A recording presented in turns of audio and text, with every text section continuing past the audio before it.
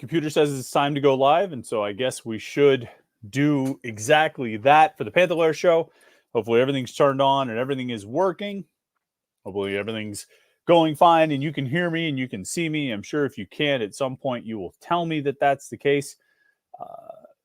And otherwise, we're just going to start talking. It's the Panther-Lair Show. It's a Wednesday night. You know the deal. It's youtube.com/Panther-Lair.com, where we ask you to like this video and subscribe to our YouTube channel, youtube.com/Panther-Lair.com.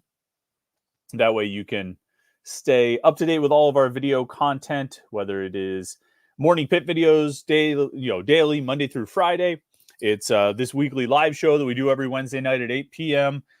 Post-game shows that we'll do after the road games, the road basketball games this year. We did after football games. We do all of those things. And we do them right here, youtube.com/Panther-Lair.com. And you want to make sure you don't miss any of that. You can subscribe to our YouTube channel, youtube.com/Panther-Lair.com. And also like this video. We would appreciate it as well. Check out the website, Panther-Lair.com, Panther-Lair.com, Pittsburgh.rivals.com. That way you can stay up on all the latest Pitt sports news, football, basketball, and recruiting. Everything that you need is right there. Panther-Lair.com and message boards where Pitt fans are talking all day, every day. Talking about Pitt sports and what's going on in Pitt sports, whether it's good, it's bad, it's indifferent. And let's be honest, Pitt fans usually find the bad. And maybe that's rightful, and maybe that's right, maybe that's wrong, or maybe that's just where your eyes go. But, shortly before this started, I posted a few names we were hearing for the open assistant coaching positions on the football staff. And the response is about what you would expect it to be. I literally think if I posted anything short of Nick Saban's name 3 times, people would probably complain. And actually, if I posted Nick Saban's name 3 times, people would probably complain because they would be like, oh, classic Narduzzi going cheap, wants one coach to do 3 jobs. How is he going to be stretched so thin? Why isn't he doing the quarterback coach? But I mean, that's what we do. We find things to complain about and be upset. I'll never forget. This is great. We'll bring Jim in here in a second, and you guys can start posting your comments and your questions there in the chat screen. And if you want to make sure we read your comment or make sure we answer your question, you can be a super chatter. Click the little $ down at the bottom of the chat screen there, and kick a couple bucks to the podcast, which we appreciate for sure. And we'll make sure we read your comment and read your question. Read your comment and answer your question. I'm going to see. Let's see if that changed anything. I wonder if I didn't sound good there because I was using it. I don't think I was set on the default microphone that I wanted to be set on. So I'll have to bring in Jim to ask him if I sound any better. Let's bring that. Jim, did it sound at all? Did the sound change when I said I was switching something there? You've sounded better in the last 30 seconds than the opening. The opening monologue was a little. Okay. I think it was like going through the built-in speaker and for some reason, like my screen keeps flashing. Are you seeing that too? No. Okay. I don't know if it's when I bump the table. No, I don't know. It seems like it's flashing. We got a lot of technical things going on, but it was set on the built-in mic on the laptop, which is not what I want to use. Obviously, I want to use this, microphone in front of me.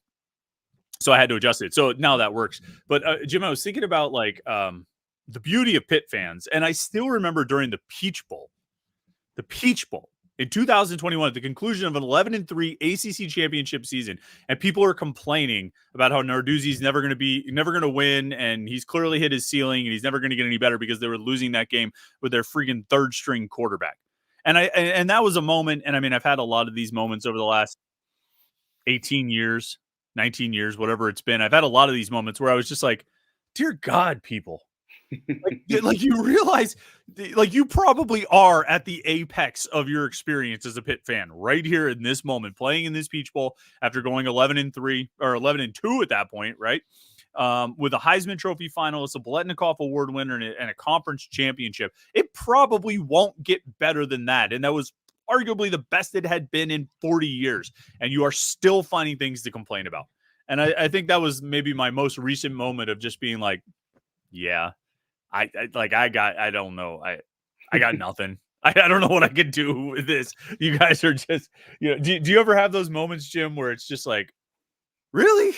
Like, really? Yeah, I mean, I think it's kind of a regular occurrence. It's like, hey, like this guy's about to visit. He's a 3-star and has a bunch of offers. Well, he's not a 4-star. You know, it's there's always Yeah. like you can always find something. And yeah, that's a great example. And I remember the Peach Bowl because everyone was like, they missed an opportunity. If they would have won the Peach Bowl, they would have been top 10 the next year. Then I don't know. You could check our message boards the past month, and everyone realized, bowl games kind of don't mean much anymore. I mean, like that's whenever it kind of started. Like that's the year it was like, oh, like Kenny Pickett's not playing. Oh, nobody else is playing, and now it's nobody plays in the bowl games. Yeah. That's I don't know where that's going to go and where that's going to be, but I did want to, obviously we have a lot to talk about with hoops and the portal, but I mean, this Nick Saban news just came out. There, do you see this flashing? Like, are you seeing this? You're not seeing this on my screen. It looks on my screen like a light is flashing right now. I don't know. Anyway, sorry. Maybe it's just, that's weird. Maybe it's just showing up on my screen. This Nick Saban news of Nick Saban retiring. Let's just say 21st century. Best coach in American sports. It's either him and Bill Belichick, right? Is there anyone else even close? 21st century. So we don't have to go back to like Phil Jackson or Jimmy Johnson or, Bill Walsh or something like that. But 21st century. Yeah. I mean, I don't think it's close. What, it was 6 national championships and 17 seasons at Alabama. They plus one at LSU. Plus one at LSU. I think he only lost 16 games, like Alabama, like something like that. Like they showed, like Rivals tweeted out like his like resume of recruiting, and it's like, however, like hundreds of 4-stars, like, a million 5-stars. Like how many 5-stars has Pitt had in the Rivals.com era? 2? I think so, right? Just Jonathan Baldwin and Dorian Johnson. I mean, like Saban had multiple every year. I mean, I have to find this tweet. Yeah, I mean, it's not an accident. You know what I mean? You don't win all those games without talent. Our good friend, our friend Ryan, our good friend, I'll call him a good friend, Ryan Donnelly, used to write for the site. As much of a college football maniac as I probably know. I mean, there's a few people that are an elite rarefied air in terms of being just completely insane about college football. And Ryan is certainly one of them, but he had a tweet one day and I can't remember the exact wording. I could probably look it up. And he is he's an Ohio State guy and he goes on daily tirades against Ryan Day. And he said at one point, that's one way of putting it. Yeah, it's great. I mean, I actually enjoy it. He's one of my favorite callers. He is, and he's not uninformed, which is what kind of makes it fun. Like you can't really refute a lot of what he says. But he said one day he was like, "Look, the really successful head coaches, the guys who really achieve at the highest levels, are either sociopaths or have a god complex." And is really one or the other. And all the guys that have really done it, you can pretty much fit into one and sometimes both of those categories. And I started thinking about it and was like, all right, well, who's won like national championships recently? Like Dabo, that's a god complex. If anybody, you know what I mean? Like if anybody has a god complex, that guy has a god complex. Urban Meyer, sociopath, like straight up, probably some god complex as well, but rooted in his sociopathic tendencies. Nick Saban, I mean, probably a little bit of both, but he has that rare, like I always got the impression watching Nick Saban, I would watch them win a championship and I would look and I would be like, how long is he actually going to enjoy this? Like, will he even make it off the field before he starts fretting about something or being upset about something or thinking about what they need to do next year? He just seems so joyless in his profession for a guy who reached the very top of the pyramid so many times, more than anyone else ever has. I really can't say I ever remember seeing Nick Saban happy. And maybe it was just because we only see his interaction with the press, and he was certainly a curmudgeon in that setting. And maybe when you got him behind closed doors, he was just this friendly, happy guy. But boy, he sure doesn't seem like it. He seems like he was just an angry guy nonstop, constantly thinking that the next like victory or success was going to save him, only to get there and find out and like, nope, it didn't. You're still damned. Like you're still a doomed soul. You know what I mean? Like but that probably gave him the drive it takes to achieve at that highest level. If you don't have that drive, maybe you can't get to that level. I don't know. Does any of that resonate with you? No, it does. I mean, I think just in general to be a college football coach, like you're a little bit off in some ways. I mean, like this is a crazy lifestyle. Just it's year round. I think they get a couple weeks off in July, and like that's kind of it. Like working around the clock, and like obviously you and we talk to some of the Pitt assistant coaches. We have relationships with those guys, and like I like them, but like dude, they're nuts. And like then to take it a step further to be a head coach, you have to be like a different kind of crazy. And you mentioned these guys like Urban Meyer and Nick Saban. It's like, yeah, they won the national championship, but they got to get on the recruiting trail like 2 days later. I mean, like it's like it's all right. We're ready for next season. So I mean, I think that mentality drove them. And I mean, not only like greatest coach of this century in American sports, but like he's the greatest college football coach. I mean, to do what he did, I mean, he's the top one. Yeah, because anybody else who had a lot of success before him did so with fewer restrictions. And you can talk about all the built-in advantages that he's got, but scholarship limits and, I think increased competition. And I think recruiting is probably as hard now and difficult now and challenging now and competitive now as it has ever been. And I would say that over the course of his 17 years at Alabama, not just in the advent of the transfer portal and NIL, but so the Alabama job comes open. Which coach in college football, or coaches, if you think there are more than one, says no to that job?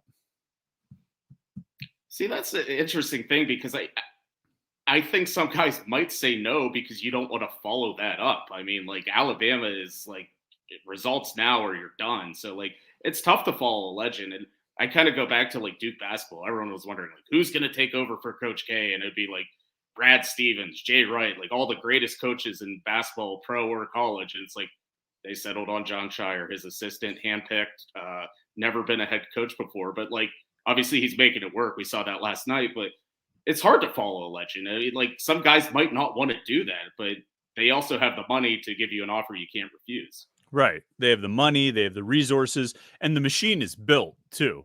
This isn't a case. I mean, the Duke example is a good one because that was the same thing where it's not a case where the wheels were falling off, so they had to fire the legend. The legend had to retire in disgrace or something like that. I mean, they were a playoff team in his final year. But really though, like, does Steve Sarkisian say no? Does Lincoln Riley say no? Does Harbaugh, who knows what he's going to do, where he's going to go? Maybe Kirby Smart says no.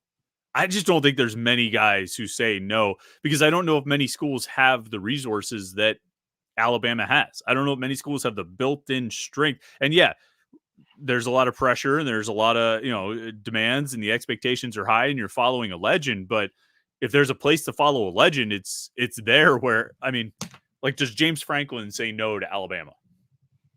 No. Did you see like the tweet? Like I think Themel like put out the like all the buyouts of all the top coaches. Then he edited in James Franklin after the original tweet. So obviously James Franklin's agent made sure that everyone knew what his buyout was. So good on James Franklin's agent. So man, there's like a top 5 or 6 coaches in America that are all going to get raises out of Nick Saban retiring. Oh yeah. What about the Washington coach? If you're the Washington coach, do you stay at Washington or do you take the Alabama job if it's offered to you, if the opportunity presents itself? I would take, like you mentioned Sark, like I think he would stay at Texas just because Texas probably has just as much or more money than But like Washington, like landing at Oregon, like yeah, those are good jobs, but now you're in the Big Ten, so you kind of don't have that isolation of like with the Pac-12. It's like, yeah, you might want to hop in on Alabama if it's offered. Yeah. Mike Norvell leaves Florida State for Alabama, right? Like in a heartbeat, like faster than Todd Graham, right? In a second. I was trying to think about along these lines of like, if I was like a big time college football coach, like what would be the job I could not say no to? You know what I mean? What would be the job that like, no matter where I was, I could not say no. And I was like, oh, I think it would just have to be Alabama. But like Texas is not far behind that. You know what I mean? Like Texas might be the number one job and maybe makes Texas the most disappointing team in America every year when they don't make the playoffs because there's no school with, a more ridiculous fan base in terms of support. There's no school with a better built-in recruiting territory. I mean, they have every resource you could possibly want. If you said we need a $100 million nuclear submarine, and I mean, that probably, if we need a $1 billion nuclear submarine to get us from Austin to wherever, Gainesville, Tallahassee or someplace for our game, they would come up with the money to do it. I mean, they are insane, probably at the highest level. So I mean, it would be Alabama, it would be Texas, and probably Michigan or Ohio State. Like if I was a big time college football coach, the jobs I could not turn down, and Texas might be number one. I don't know. Yeah, I mean, like it just not in terms of like best programs right now, but just like if you were to rank jobs, like I don't know how Texas isn't in the top 2. Yeah. What's the other one? Alabama? I guess Michigan? I don't know. I mean, Michigan, they had their struggles between 1997 and on Monday night. I mean, they had some off years, but I mean, since Saban took over, I mean, Alabama's just been an absolute machine, and it's hard to see that going away. I mean, do you remember pre-Alabama Nick Saban, like wherever they kind of weren't that, like they weren't that good. Yeah, well, that is a testament to Nick Saban, because it's a school with all of these built-in advantages, and they weren't winning. It's like whoever finally wins at Texas, where it's like, wait, how did they ever not achieve at this level? And I think we look at it, it's become so commonplace. I mean, it's 17 years and 6 national championships. And I think we look at it and we're like, well, yeah, Alabama just recruits itself and Alabama just wins by, well, Alabama didn't just win by itself. It took, the sociopath with the God complex to, an unending drive and like ridiculous, pressure just to, to finally get over the top there. So there's something to be said for that. All right. Any other thoughts on Nick Saban, Alabama, best jobs in college football? Yeah, I think we could start talking about Pitt. Yeah, Dr. Acula wanted to know if he missed the basketball talk. Oh, no. And no, we didn't. And our guy, Steven Gertz, for some reason, I don't know why he would do this to himself. I was actually going to tell him he doesn't need to do a film breakdown of the Duke game. He says he's watching every pick and roll involving Kyle Filipowski from last night. And guys, it's ugly. It certainly is. Well, depending on your perspective, like if you're watching it from a defensive perspective, it's ugly. But Duke was beautiful in the way they played last night. Like I think I said at halftime, I was like, it's just ugly and getting uglier. But the reality was that, I mean, you shoot 50% from the field. They were shooting 60% for a good portion of the game. Filipowski didn't miss a 3. I mean, they looked unstoppable. They looked it felt like when you watch a team in a conference tournament and they just like blow a team like Duke last year. I think I probably picked Duke into the Final Four on most of my brackets, just because of how dominant they were against Pitt in the ACC tournament. And that's what they looked like last night. And I'm getting all, verklempt about, about Duke now, because I mean, they just looked unstoppable. And I don't think they're going to shoot.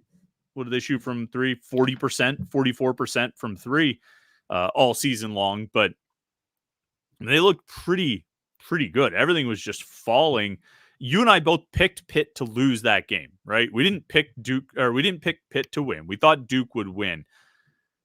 I did not pick it to be a game that was, a 34-point lead for Duke at any point, that it would be 62-28 at some point in the game. What was the biggest issue you thought last night, Jim? Just overall, like, of how uncompetitive it was. I mean, Duke went up by 10 points, 12 minutes to go in the first half, and it never got under double digits the rest of the game.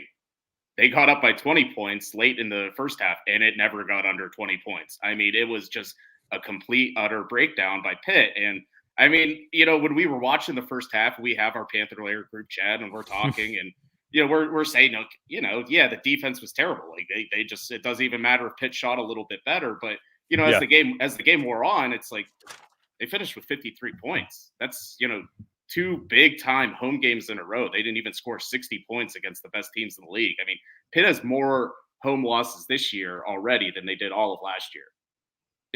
They have 4, and in those 4 games, they're only averaging 61 points. So I don't know what they need to do, but they got to fix it, because you can't have these big home games and not score. I mean, North Carolina had a little bit of something, but Duke just full on took it to them, and it just wasn't even close. Yeah, and I think they were getting discouraged. There was a run there, and I wrote about this from 8:17 or so. It was about a 4-minute stretch where Duke, I think, scored on 6 out of 7 possessions, and like 5 of those 6 were threes. And all of a sudden, it was like a 20-point game. It was 22-11. Pitt was down 11, so not doing well, with like 9 minutes to play. They're in bad shape because they're getting doubled up, down 22-11. And it was like Duke 3, Duke drive, Pitt 3, Duke 3, Pitt basket, Duke 3, Duke 3, Pitt 3, Duke 3. They just couldn't be stopped. And all of a sudden you looked up and it was 39-19. You're like, wait, what? What just happened? And I think they got discouraged because their shots weren't falling.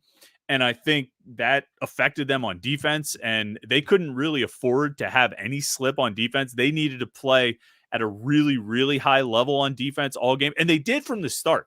They did at the beginning. They swatted away a couple balls. They got a couple steals right off the bat. They ended up with like 13 steals. And I think they had a bunch right in the early part of the game. And it was from energy. I thought they were playing with great energy defensively. But when their shots weren't falling, they started slowing down. And all of a sudden they weren't swatting the ball away. They weren't, getting in the passing lanes. And Duke just ran away with it. Now, Pitt did, to Pitt's credit, they finished on a 25-13 run, I think, like that, something like that. So they outscored them in the second half. They did. They were on a 22-9 run at some point, but it was ugly. I mean, it was as bad as what's funny, and what's funny is like it was terrible. It was one of the worst losses we've seen them take in a while, but it wasn't that far apart from the ACC tournament game last year. You know what I mean? Like that was a 27-point game. Yeah, right. And people were like, God, this team is so much worse than last year, and they're this and that. And they are. They're not last year's team, but last year's team had the same result against this Duke team. You know what I mean? And last year's team actually had another game where they got up 11 at halftime and blew that in the second half and ended up losing to Duke before they got blown out by 27 in the ACC tournament. Now, I do just real quick, because he's been commenting here. Our friend Steven Gertz, writes at Panther-Lair.com, says this is actually a good opportunity to talk about drop, hedging, and up to touch, what Pitt might have wanted to concede and what ultimately happened. And Jim, I can't speak to any of that. Can you? What Pitt was willing to concede with Duke and what they were, letting happen, and what Pitt's defensive approach was. Can you speak to any of that in detail? Well, it just felt like there was a lot of times where Filipowski was isolated, and you had Guillermo or Federico guarding him, and with not a lot of help. And he's going to win that matchup 9 times out of 10, and he did pretty much all game. So I don't really know what the answer is, because he's a hard guy to double because he's such a great passer too. So I mean, what struck me with Duke, and we just talked about how great their brand of basketball they played last night. That first half was nearly flawless. I mean, they make it tough to defend because they move the ball. Like there's not a lot of dribbling. There's not a lot of ISO ball. It is like the ball is always moving. It's always crisp passing, and they always find that extra shot. And it just seemed like last night Pitt wasn't finding that extra shot. So you talk about them being discouraged, and it's easy to do that because, whenever you fall behind in basketball, the way you come back is getting stops. There's no 20-point shot. There's you can't shoot your way back into it. You have to get stops. And they just weren't getting stops. It was like Duke was scoring every possession.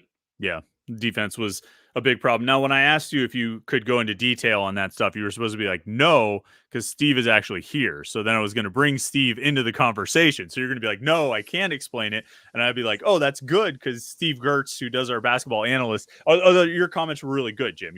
I think you had great insight on. I coached junior high basketball. What's up? Look, I'm working on some. I might have to catch up with Steve afterward. I'm working on this new screenplay for my 4th graders. We're going to practice it tomorrow night. But no, Steve could talk circles around me on that stuff. But Steve, I mean, you heard what Jim said. You've heard what we've been saying. Did you feel like when you were watching the game last night that as Pitt started missing shots and they weren't connecting on some of the shots early, that they started losing some of that energy on defense that they had early in the game? Because it seemed like they had some energy. They were stealing some passes, getting in some lanes. Did you feel like the bad offense started leading to bad defense? Well, I think you guys did a really good job of capturing like game flow. And I think, in all of your guys' write-ups, kind of understanding like the nature of the game, the complexion, and like you just mentioned, bad defense and bad offense into bad defense. So, those things certainly I would absolutely agree with. And they definitely, kind of snowballed on them pretty quickly. And you can kind of see the energy come out of the room or out of the gym there for them. I mean, in regards to what I was talking about in the chat, I think, Jim mentioned it. I mean, he's just a tough cover. And I think when it came to what they were doing a lot, and one of the things that I'll detail out for the article tomorrow is, they really got him involved in those drag screens and DHO early.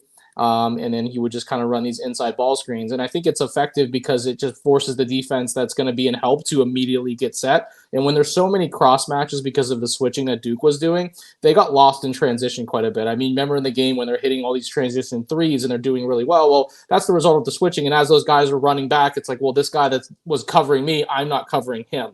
And I think like they took advantage of that early. And then you found, situations where Filipowski was just able to, take advantage of that consistently. So, I don't think they want to concede threes. Their blueprint in the first half was certainly to chase over the screens. But, if Filipowski flared off of them and there were any type of drop or any, if they weren't up to touch, 100% and show and got back, he torched them. In the second half, you saw a lot of hedging, but I mean, they kind of tipped their hand early. Zach Austin was a little bit effective in pick and roll when it was like Guillermo and Zach Austin, but then they just started rejecting screens, and all of a sudden, you have this really good athlete at the rim with all of your shot blockers involved in the ball screen. So there's no ability to deter. So, I mean, Jim hit it. I mean, Duke is such a good team. They're very disciplined. They move the ball. Even when they got in good situations where they forced Filipowski to like put the ball on the floor, which I think is what you mostly want to do, probably 18 feet away and see if he can create on his own. The rotations, even when Pitt was good, I mean, Duke just hit shots when they move the ball. I mean, that's just the truth. And so there's a lot of things they tried. I think they could have done a better job of being a little bit more crisp. But they didn't want to concede threes, and unfortunately they ended up doing that anyways. Yeah, there was one, and I just happened to catch the highlight as I was walking out of the media room last night. They were showing highlights on ESPN or whatever. And I mean, Guillermo, 7 feet tall. He's got a wingspan that's 7'2" or whatever. I mean, he's got a hand right in his face. And Filipowski just hits the three over him. And I have to feel like those guys were just like, damn, what can we do here? Like, we can't. And like, I was talking to Jim about that stretch, for about 4 minutes there where Duke scored on 6 out of 7 possessions. 5 of them were threes. And they were just unconscious. And it was it was transition. They were running off it. It had to have been discouraging. The other thing I wanted to ask you about, Steve, though, is Blake Hinson. 5 field goal attempts in the first half. And then he gets like 3 shots in the second half. He sits down for the final 9:40. Just the volume of that, right? Like 5 field goal attempts in the first half for your main guy, 8 total in a game where you're trailing by 30 at one point. Like, was Duke just taking him out of the mix last night? Why didn't Blake get more shots than he did? Well, I think credit to Blake that he didn't really try to force a lot of things. I mean, clearly he is their best and most consistent offensive option. But when I rewatched it today, I mean, he hits that first 3 off the offensive rebound, and he basically hits it from like the end of the tee, right, or like the logo there to go in. And after that, they pretty much face guarded him. I mean, his second and third threes, the amount of work, I think one of which came out of the timeout that he had to do. They run that like wing pass, and they kind of run that hawk screen, which is the guard screen for him to come down on that. Come down from the block to get a post up. He ran through a double stagger, had to re-navigate Guillermo, and still had to hit a contested shot for a second 3. I mean, that's like the amount of work that Hinson had to do to get shots off was crazy. In the second half, I think they identified that like Roach was going to go with Guillermo or Fetty, and they tried to go into that a little bit more. And they got a lot of ball reversal off that. That's like where Will, I don't think Will hits it. Austin hits his first corner 3 right in front of the bench off that type of action. But when they went to like, eventually they circled the ball move, they did it like 3 times. They passed into Hinson, who had McCain like right in his face. Like, he did not leave him. He was the only player of Duke's that did not rotate because they didn't want to rotate off of Hinson. And I think when you look at that a lot, like they just decided this dude's not beating us. And he's, as we know, not really the best at putting the ball on the floor, especially against guys his own size that are maybe a little bit more athletic. So, I mean, we could probably spend the next hour talking about this. But what's the solution then? Is it just getting other guys to make shots so you can, make other teams pay when they focus on Blake like that? I mean, there's got to be a way out of that, right? There's got to be a way to coach or do something to get out of that, isn't there?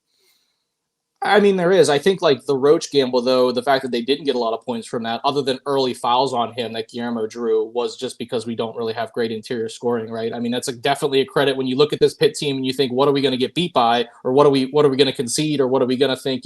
Hey, what will we live with? Well, you're going to live with like Guillermo and Fetty trying to take inside shots, right? So you're going to live with Jeremy Roach switching onto them every single time, gambling that like they're going to be able to beat your ball pressure to get the ball inside, and then be able to convert at the rim with weak side help. And Pitt can't do that. I mean, I don't think they had any of those. They made a couple of lobs. Fetty made one in the first half. Guillermo missed one in the first half. But that didn't work. And then the other thing, too, is you got to attack those switches. I mean, when you go back and you look at how many times Bub did not go after Young, did not go after Filipowski in any way, that doesn't work. Low missed shots doing it. And then the other thing, when Bub did it towards the end, Will's only points in that 3 of the game came off of dribble penetration. So when they're not willing to do that, when you're going to settle, and you have no interior scoring, I mean, it makes you really, really easy to defend. I think Jim mentioned that in our chat yesterday. Like, this team at times, they're just so easy to defend. Like, if you watch the tape, they don't do anything that you probably can't take away.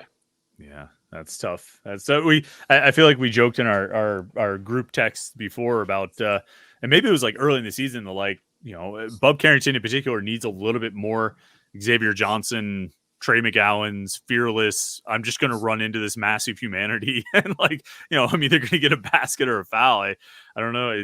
He still seems to need to develop that. But Steve, we appreciate you jumping in. Jim, did you have anything you want to ask Steve? Any questions about the game last night or anything on your mind?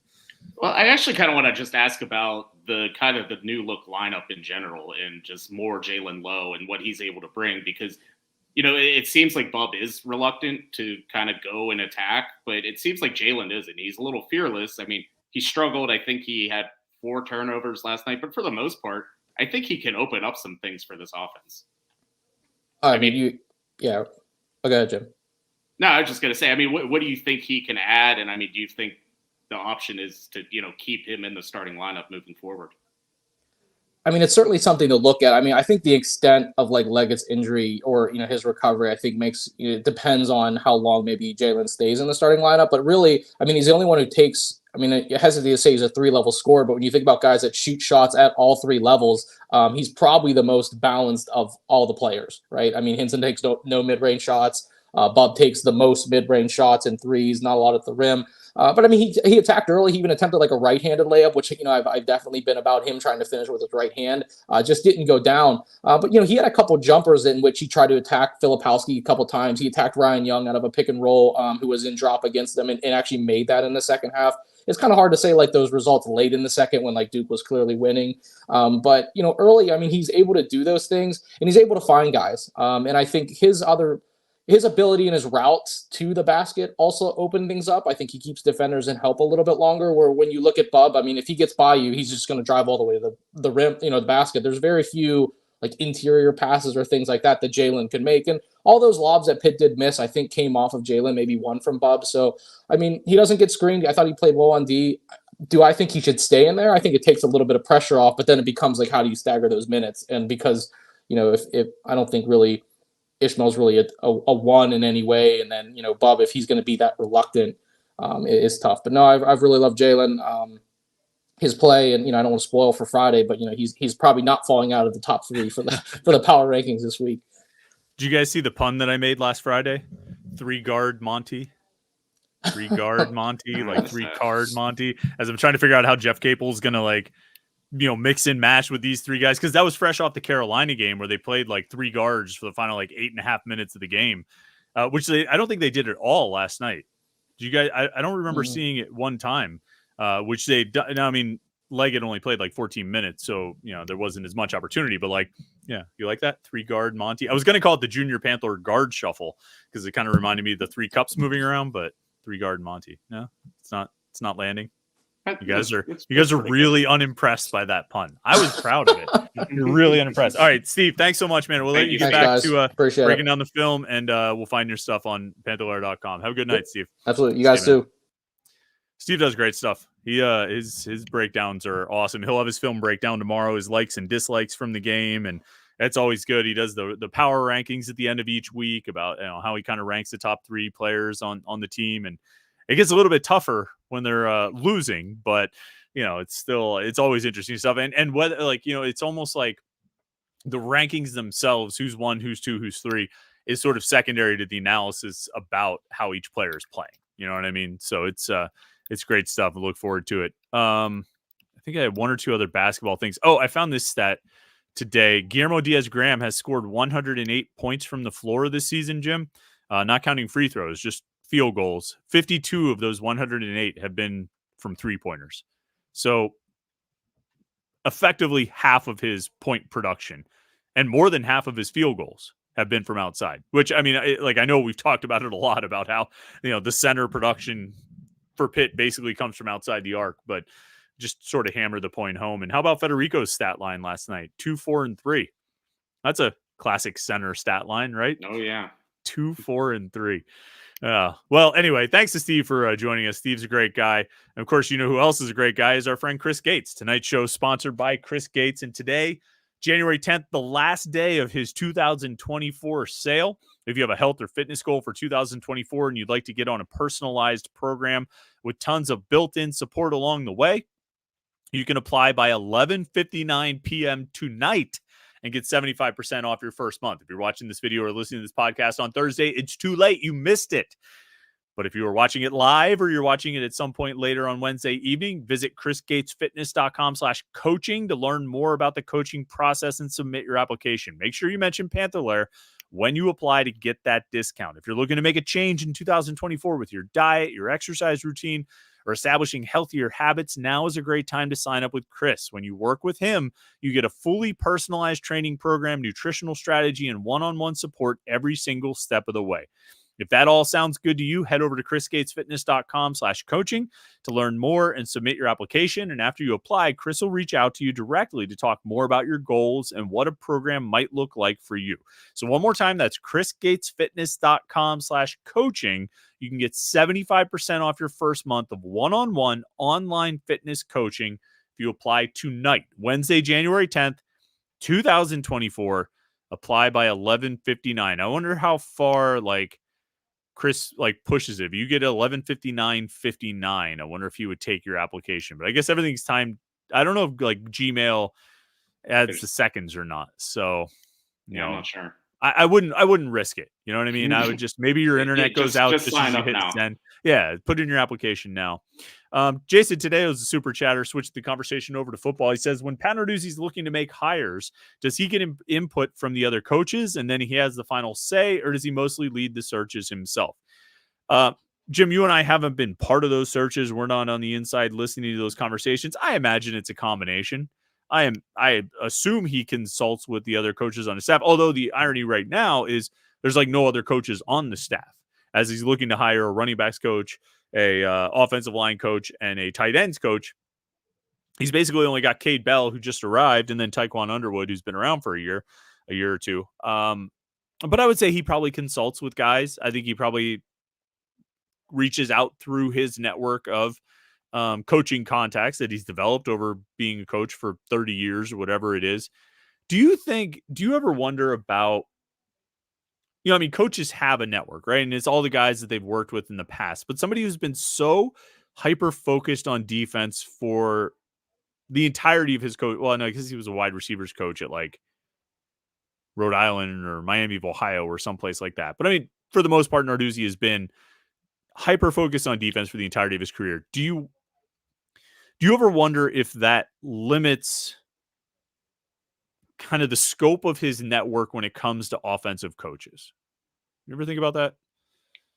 In terms of if he can reach out to someone and get an opinion on someone, is that what you mean? Who he knows, who he's had experience with. He's obviously worked with other guys, but if he just spends all his time on defense, maybe he doesn't form the connections or contacts. Maybe he doesn't really have a sense of who's good and who's not, just because he's been so. I don't know. I don't know. Because he talks sometimes, and whenever they bring in transfers, he'll mention we've reached out to this guy and and whoever. So I think just the whole coaching fraternity, they all talk. I don't know if necessarily matters offense to defense, at least in that scope, but whenever it gets to X's and O's, obviously he's shaded towards defense, and I don't know what that means about these hires or not. I don't know if they're going to be good, but Yeah.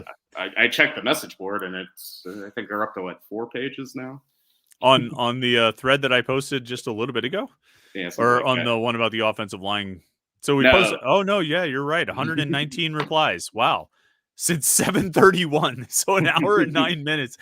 So 119 replies over the course of what is that? 69 minutes. Nice. Yeah. So that's, I mean, almost 2 replies per minute. People are coming in hot and heavy with the takes on that one, Jim. In case people aren't familiar, I posted 3 names that we're hearing, one for the running backs coach, one for the O-line coach, one for the tight end / special teams coordinator position. And people are responding about as they typically do. I like, what would make people excited? I guess somebody with, like, if you poached someone from a Power 5 job at a school that had a successful offense, or somebody like a Fran Brown type who had a reputation as a really good recruiter. I mean, I think people were kind of hoping like a ready-made, like well-known recruiter and all that, but like for the most part, I don't know who's anyone's assistant coaches except for Pitt. I mean, it's kind of a crapshoot at times because like I was like in one of my group texts, I was talking to someone, I was like, Chris Beatty was like the coolest, like best offensive hire Pitt ever had, and like they promptly led the nation in drops like his only 2 years here. So I'm like, I don't know. I mean, like a lot of this is about recruiting, and a lot like these guys have to break in at some point. I mean, it is what it is. So I mean, like obviously, we're not saying the names, but like they're not Power 5 coaches. So I think that's what people were kind of looking for. Yeah, probably. It's funny because, like, I mean, you mentioned that about the drops with Beatty. I only really think about how he recruited and how he got all those guys on campus for visits and how he got Jordan Addison and all this stuff. I was like, I still look back and I'm like, Beatty was such a good hire, but it's because of the recruiting. And I mean, just like I don't really point to Brennan Marion and say that's why Jordan Addison was so much better. I think, yes, coaches are important. You got to have good coaches. They can help guys get better, but like, go get the talented players. I mean, I do think you need to find the guys with recruiting prowess outside of the coordinator position. The coordinator position should have a good idea about how to, coach the team and run the offense, run the defense. But like, you do need to have recruiters. I'll give credit to our guy Sheer Power on the message boards. He's always saying they need to have good quality recruiters, and he's not wrong. I mean, I think he's not wrong on that. That's a pretty important skill to have. Brock H2P wants to know, are all the football transfers on campus? I think so. I'm not entirely sure. I haven't confirmed every one. I believe they all are. There's 12 of them. If they're not here yet, they're on their way. I don't think I forget if classes started on Monday or not. But of course, it's been, we haven't gotten together since last Wednesday, and one football transfer who was added. Well, there were a few transfers added since last Wednesday, but the one that was most notable added over the weekend, Eli Holstein, the former 4-star quarterback. Some people were saying his decision to transfer from Alabama is what led to Nick Saban deciding to retire. Many people are saying, I don't know, but many people are saying this, Jim, that this is that Saban said, I just cannot possibly go on without Eli Holstein on the roster. And so I got to hang it up after 17 years and 6 national championships. I'm not saying that. Many people are saying that, but I don't know. Anyway, former 4-star guy, top 10 pro-style quarterback prospect in the class of 2023, top 150 overall recruit, went to Alabama, worked on the scout team for a year, the 2023 season, went in the transfer portal after the college football playoff game. What we know about Eli Holstein, people keep asking me, like, well, what do you know about Eli Holstein? This or that. He's big. He's got a big arm. He had a lot of offers, right? Like, can you do you have much more to add on top of that to elaborate about Eli Holstein? Well, I think we said at the beginning that Nick Saban's the best college football coach ever, and exactly 12 months ago, he was happy to sign him to play for his team. So, Yep. I don't know what happened over practice over these couple of years. I mean, Alabama has 5 quarterbacks rated just as high or higher than him. So, I mean, at a certain point, sometimes guys move on, and this is probably going to be the best way for Pitt to find a quarterback on most years. Especially, he's coming in as a redshirt freshman, assuming all the transfer rules sort of stay the same, that puts him at Pitt for, the next 4 years, not really going anywhere else for at least the next 3 of those 4 years until he graduates. So you have a little bit of, to use the baseball term, years of control that you can work with him and coach him and develop him. At the very least, like if nothing else, he comes in and competes with Nate Yarnell for the number 1 job, Christian Veyer for the number 2 job, Ty Diefenbach and Julian Duggar for, to find out who's going to be on the scout team and who's going to stay up as like the number 3 quarterback, right? I mean, he provides competition. I don't think they brought him in thinking, and I mean, I could be wrong, but I don't think they brought him in thinking, okay, this guy has to start for us next year, right? I mean, do you think that's the thought? And I mean, I haven't really gotten a lot of feedback from the South Side about this, so I can't speak to it. I don't know if you have, but like, I don't think that's the thought. Whereas like Slovis, Keaton Slovis, they brought in to be the starter, not necessarily saying about promises or anything like that, but that was the intention. He was coming in to be the starter because they didn't have somebody ready. Phil Dracovic was coming in to be the starter because they didn't feel like they had somebody ready. I don't think that's the case with Holstein. Do you?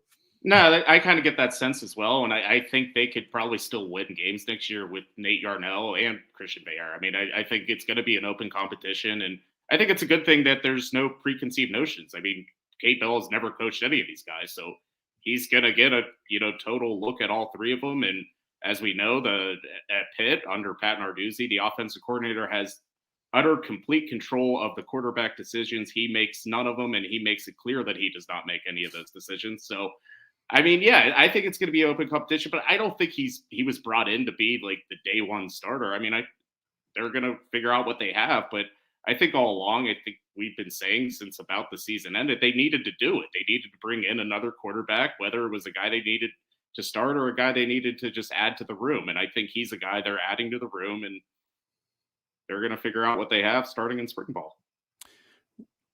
When at some point during spring ball, when I inevitably asked Pat Narduzzi, or someone asked Pat Narduzzi, and maybe somebody else will get to it before I do, asks him, in light of last season, do you see yourself taking a more active role in the offense, not just in the direction of the offense, but in the personnel decisions made on that side of the ball? I'm not going to ask you if you think he's going to do that. I'm going to ask you, what do you think his response is when that question is asked? I don't know. I don't know if he's just going to go with the offense is the offense. I know I keep my nose in the defense. I don't know if he's going to continue that line of thought, but I'm interested about it because every offense coordinator he's ever had has been older. He's been in the NFL. He's coached a million places, and Kate Bell has not. So I don't know. Is he going to have his eye on him a little bit more, or just give him the same trust that he gave all the other guys? I really don't know. Yeah. I'm really curious about it because, the story that I've heard, the story you've heard, we've all heard is it was Frank Cignetti's decision to stick with Phil Dracovic. Nothing was changed until after week 5. And at that point, it was Narduzzi finally intervening and saying, look, we need to try something else here. I just wonder if, it seemed like he went against his nature or went against what he would typically do in stepping in like that. I wonder if he would, I wonder if he takes a different approach this year or changes his approach to it. Paul Sebastian says, do you think he was told he would be the starter next year in order to get him? I don't think so. I don't think this was a case where I don't think they recruited Eli Holstein the same way they recruited Keaton Slovis. You know what I mean? I think they recruited Keaton Slovis saying, look, we're changing offensive coordinators, but this is what we did with Kenny. We've got a lot of these guys back. We have a lot of this team returning, this team that won the ACC championship. We think we can make another run, but what we need is an experienced starting quarterback. And we want you to come in and be that guy. And if Nick Patty beats you out, he beats you out, but we want you to come in and be that guy. I don't think that's the recruiting pitch to Eli Holstein. I think it's a different situation. I think it's a different team. And I think he's a different player because he hasn't played. I mean, I don't think you can really make that your sales pitch. And I'd like to think that Eli Holstein and his family, if a coach came to them and said, we want to make you the starter this year, I have to think your BS meter would go up a little bit and be like, based on what, coach? Like, based on what? Like, Slovis started 3 years or whatever at USC, and like Phil Dracovic started 3 years at Boston College, but like, Veyer at least played a game. Yeah. Like, this guy's going to be like, wait, coach, you basing this on my Elite 11 film from 2 years ago? Like, what do you, I don't know. I'd like to think that the radar would go off on that one. And so I don't think Pitt would use that recruiting approach, Not with a redshirt freshman. I mean, I just can't see it. Let's see. ZC717 posted this back when we were talking about Nick Saban. He says he's definitely the GOAT at the college level. No question about that. I guess, at the pro level would be Belichick, right? I mean, 21st century coaches. I mean, is there even anything in another sport that compares? Like, there's not a college college basketball, you get into these guys who were around for forever in the 21st century, like Coach K, Roy Williams. I mean, but nobody compares to what Saban has done, right? I mean, no, not like that. I mean, like Coach K's excellence spans so many decades. Like that's what made him great. Is like they were right. just consistently good, but they never had that like complete dominant like 10-year run like this, or 17-year run. Yeah, like back to back multiple times. Yeah. Hog Muncher says, do you think Pitt basketball shows any signs of being better next year? Might lose Bub Carrington, and losing Blake Hinson feels like it'll hurt bad. I'm like, personally, Jim, I'm not quite to the point mentally of starting to think about next year. I know we can always talk about it, and it's always a fun conversation to have to talk about the future. I haven't really given it much thought, partially because who the hell knows who's going to be on this team next year? Like who knows who's coming back, who's going into the portal, who's going to try and go to the NBA, who's going to do this, who's going to do that. I have no idea. I have no idea what the team is going to look like next year. You'd like to think that at least one of the freshman guards are back next year, which I think will be a good thing. And I think they should be pretty good. But what else? I guess Leggett and Austin have eligibility left, right? Both of those guys? Yeah. I thought so. Right. So that's good if they both come back. The twins, Federico. But again, it all comes down to like, if they come back. And who knows? Like, I don't know what the roster is going to look like. So is there anything that jumps out to you right now as like, well, at least they got that, that'll be a good building piece going forward. Yeah. I don't know. I mean, I'm with you. I look at it last night. It's like, that was their 16th game. They still have 15 more. So that was the midway point of this season. So I'm not really completely throwing the towel on this season. Obviously they need to get things better, but college basketball is all about building a roster from year to year. There's no like, well, they have these young guards, they'll be back next year, and they have the twins. Like, you don't know. I mean, you have no idea. I mean, I think Bub Carrington probably needs to play a second year of college basketball, but I think because he's so young and he's still very talented, he'll probably get drafted in the first round just based on that. So, yeah, I mean, I don't know if he'll be back. I think Jalen Lowe will be back. And I mean, I like Brandon Cummings. I think he's a good recruit, but yeah, I don't know. In terms of not feeling like the season is lost just quite yet, I was looking at the next 6 games. They have Syracuse at home on next Tuesday, and then they go on the road to Duke, Georgia Tech, and Miami, and then they come home and face Wake Forest and Notre Dame. So that's the next 6. Syracuse at home, Duke, Georgia Tech, Miami on the road, Wake Forest, Notre Dame at home. I feel like they got to win at least 4 of those games. And it's not necessarily going to be easy to do, but I feel like if they win less than 4, they're going to already be looking at, how many will that be? 7 conference losses? Yeah. And still with a bunch of games left to play. Like, I don't think they can go worse than 4-2 in that stretch. And I mean, they should be. Look, Syracuse at home next week is a must-win game. I mean, you cannot lose that game. And quite frankly, you can't lose the Wake Forest and Notre Dame. So then you just have to get a win on the road, Duke, Georgia Tech, or Miami, which should be able to happen. You know what I mean? Like, these seem like attainable goals to beat Georgia Tech on the road, to beat Wake Forest and Notre Dame at home, and Syracuse at home. So, but if they fall short of that, I might be getting close to, not throwing in the towel, because we're going to keep reporting and talking about this stuff and writing about it. But yeah, I don't know. It might get ugly. Yeah. I mean, they can't afford to like fall back into like being one of the 3 or 4 worst teams in the ACC like they were for 6 straight years. Like, that would be pretty discouraging. Like, if they can like kind of get it together, finish like 8th or 9th in the league, and make a competitive run, that would be much better. But like, they just can't drop to that. Like, we're playing on Tuesday night against the 15 seed just to play on Wednesday afternoon. Like, that's a tough place to be, and they were there for a long time. Yeah, and it feels like it could be teetering there. Byron Fleck wants to know, have you guys thought through the fact that Pitt football, high school recruiting, and portal transfers rank well into the lower half of the ACC for each of the past 3 years? Implications going forward are not good. I I haven't thought through that fact because I feel like their recruiting over the last 3 years has been largely where it was for the 3 years before that and the 3 years before that. I don't think there's been a major shift up or down in their recruiting, high school or transfers in the last few years. And this level of recruiting got them to an ACC championship. Pitt's mold is always going to be get the guys they feel like fit their system and then coach them and develop them.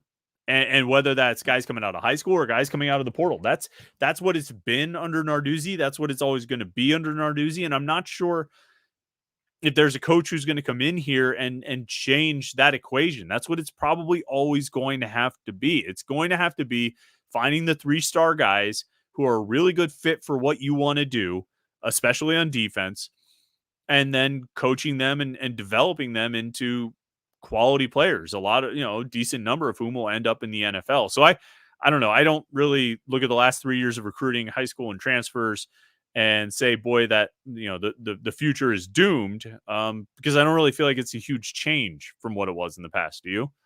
Not really. And I think it was like the class of 2022, they only signed 12 guys. Like, I think that's why it was ranked so low. Like they just kind of didn't have the space to have like a normal recruiting class. But I don't know. They signed more 4-stars this year than they've had since like 2016. Like I think the class is fairly decent, and I think they're guys they can win with.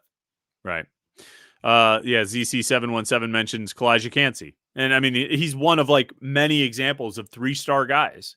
I think Pitt's team is always going to be made up of majority of 3-star prospects, which is not the worst thing. I mean, you'd love to have them all 4 and 5 stars, but if you're not able to kind of operate in that, at that level, if you're not able to operate in those areas, then you got to get the guys who fit. And I think this staff is really confident, at least on the defensive side, about getting guys who fit what they do and fit what they want to do and fit their defense, and guys they feel like they can coach up.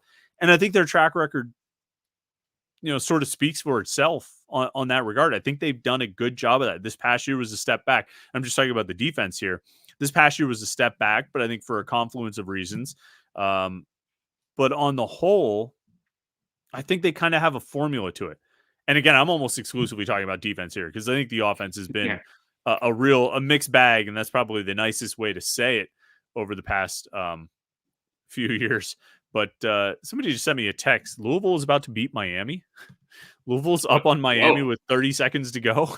if Louisville can beat Miami, then Pitt could probably beat Miami. Anything can happen. And I mean, Louisville is not good. Louisville is they're the worst team. Louisville's up 80-71. Wow. With free throws. They just made a free throw. They might have another one coming. They at Miami. Miami's at Miami. Miami's a Final Four. Wow. Yeah. Yep. Anything can happen, man. They scored 43 points in the second half, Louisville did. So far, there's still 17 seconds left to play. So you never know. You never know what's going to happen in college basketball. But if that can happen, then Pitt. I mean, I'm not going to say they can go to Cameron and win, but they should be able to beat Syracuse at home and Georgia Tech on the road, maybe Miami. And Miami was one of the big wins they got last year. I was looking back. They started off January, they beat Virginia, and then they lost 2 games in a row. Who'd they lose? Oh, they had the 1-point loss to Clemson, and then they had the game at Duke. But then they bounced back. They won 2, they lost to Florida State, and then they won 6 in a row. So, Miami at home was a big part of that. Georgia Tech on the road was a big part of that turnaround. So, the formula is there of like succeeding in January, at least the way they did it last year. But, it was just funny because I was covering the game Saturday and hanging out on the game thread with everyone. And, everyone was a little nervous because Pitt wasn't beating Louisville by enough. I mean, like they were like, oh, this isn't good. Like, this is a pure example of Pitt stinks. They were up double digits the entire second half, and Miami can't even beat Louisville. So what do you know? I mean, maybe Miami just stinks. That game's over, 80-71. Wow. Yeah, how about that? Virginia Tech beat Clemson today too. Wow. At Virginia Tech, but they beat them by 15, 87-72. Clemson's got 4 losses now. What is going on in this conference, Jim? Clemson is 1-3 in the ACC right now. Do you realize that? Did you see what I tweeted last night? Yeah, it's like all Carolina teams right now, right? Yeah, it's like UNC, Duke, NC State, Wake Forest, top 4 teams in the ACC, just as they would like it to be. Yeah, exactly. It's finally the plan is all coming together. But like we were going to put Clemson in the Final Four after the game at Pitt in December. Do you remember that? Like, man, They they look look good. so good. They're probably one of the best teams in the country. They're 1-3 in the conference now. Yeah. Unbelievable. Unbelievable. All right, Jim. Well, I think that's good enough for now. We'll have plenty to talk about next week. There'll be a Syracuse game to reflect back upon, maybe more portal moves, maybe more coaching hires. We'll talk about all that stuff for sure. You've got the 3-2-1 column this week. You've got good, provocative hot takes to fire the people up in that column. Well, like in the past week, since you had your 3-2-1 column, Pitt has fired 3 coaches, landed an Alabama transfer from quarterback, had a noteworthy loss to Duke. So I have some topics. All right, good. Glad you got some things to write about then. Oh, we didn't even talk about Larry Fitzgerald. Maybe we'll have to talk about that next week. We're going to talk about some of the great Panthers of the 21st century. We talked about Nick Saban too much. So sorry, Larry, you have to take a backseat to the guy with 7 national championships. But, it happens. Those are the breaks. All right. Thanks, everybody, for tuning in. All the comments and questions. It was a lot of fun tonight. Thanks to Steve Gertz for hanging out. Steve was posting. I was like, come on, man, just come and talk to us instead of posting in the chat. There's no sense in you typing away. So Steve will have good coverage on Panther-Lair.com with the basketball analysis. And thanks, Jim, for hanging out. Appreciate your input. We'll let you get back to work on the column. Everybody, you can check out the Morning Pit tomorrow morning and make sure you like this video and subscribe to youtube.com/Panther-Lair.com. Have a great rest of your Wednesday night, and we will talk to you tomorrow morning for the Morning Pit, and then next Wednesday for the live Panther-Lair show right here, youtube.com/Panther-Lair.com.